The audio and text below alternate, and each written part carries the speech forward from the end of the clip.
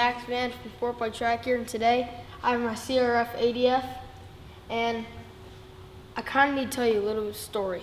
So I was riding my dirt bike through a gas pipeline, and it just falls off.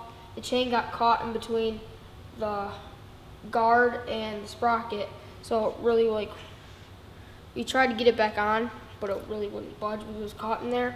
So we let it sit in our garage for a while, and I needed something for Memorial Day, so I was like, shoot Dad, you gotta order me a new sprocket and chain.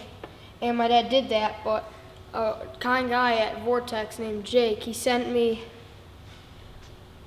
a sprocket back here, and a stock sprocket, and a chain, just to be nice. And I want to say thank you to Jake, and now we are gonna, so I bet my shifter up when I did that too, so I got this new Malcolm Smith Racing or MSR shifter, aluminum shifter, and we're just gonna put that on really quick.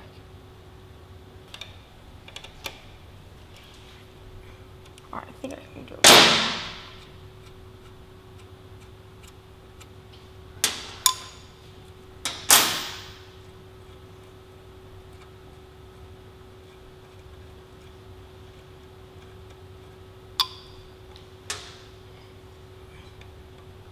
Never dealt with this, so.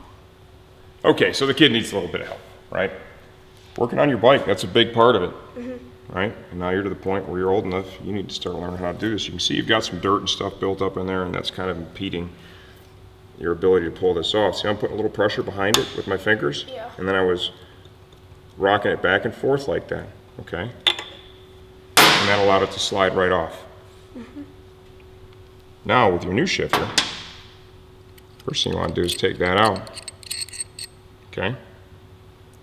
You want to slide that over the splines, and you also want to make sure that you've got the adjustment. To where I want it to be? Correct. You learned that when we were up north last time, didn't you? Yeah, with time. When you were riding Tyler's bike and he had his stuff all cattywampus all over the place, and you had to dial it in for him, remember? How do I get it in between? It's the same thing, you should put just a little bit of pressure. Right, rock it just a little bit. Not really. Oh, there you go. There you go, see? Okay, now, you want to cheat that out a little bit because there's a groove in there, okay? That the bolt rides through. So now watch, when that bolt's in there, right, you can't pull this off anymore. Yeah. Still the bolt needs to be tight, okay? There we go. There you go.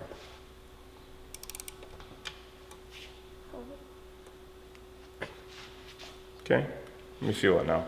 Well, you want to make sure that you got decent, even torque, and you don't want to overdo it. That's not a big fastener, right? And that's good right there. We do want to put some Loctite on this, but not until you've sat on the bike with your boots on to make sure the shifter is what? Right.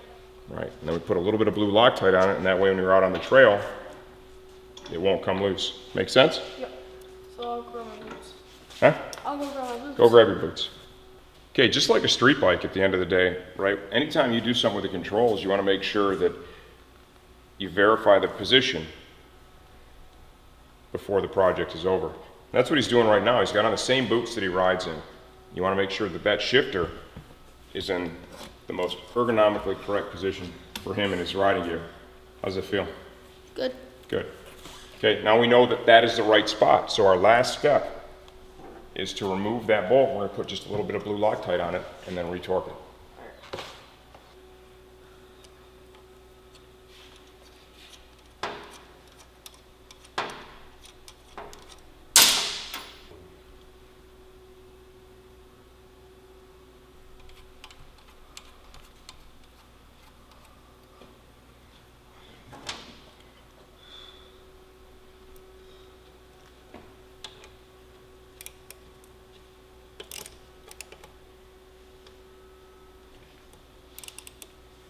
Right, okay.